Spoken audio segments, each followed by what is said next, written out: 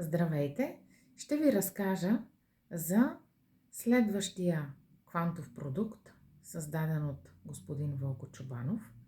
Това е така наречената биоенергийна индивидуална защита тръбичка. Значи около 3 см и половина е. Има място за промушване и по този начин да се носи. А също има отворче от тази страна, може да се промуши връвчица, кожена или пък сребърна или метална и да се носи и по този начин стои много хубаво. Предпочитат го повечето мъже, но има и жени, които точно по този начин си го правят, за да може да им отива на повечето тоалети, които са през деня.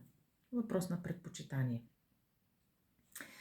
Биоенергийната индивидуална защита е индивидуална и не се преотстъпва на друг човек. Сега, ако някой я пипне, нищо няма да й стане. Желателно е да не се къпете с нея, да не се мокри.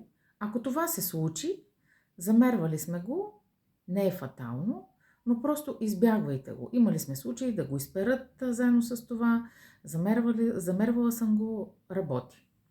Така, по описание и предписание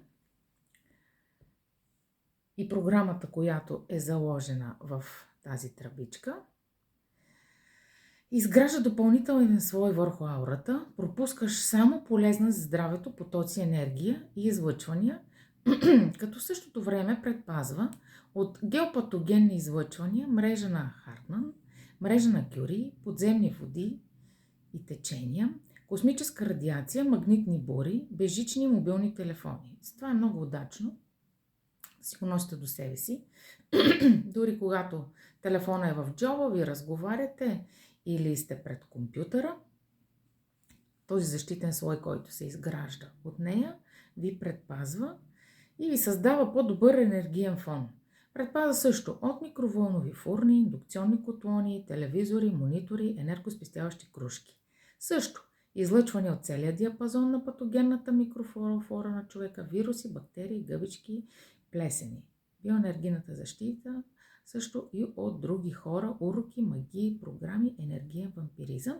Няма противопоказания. Сега, моя съвет е дали за мъже или за жени, когато го получите, когато ви го подарят, поддръжте го в ръка, общувайте малко с него, след това преценете дали ще бъде с тази връвчица, която е, или пък някаква друга, създайте си връзка с него, за да бъдете едно цяло и да ви бъде полезно.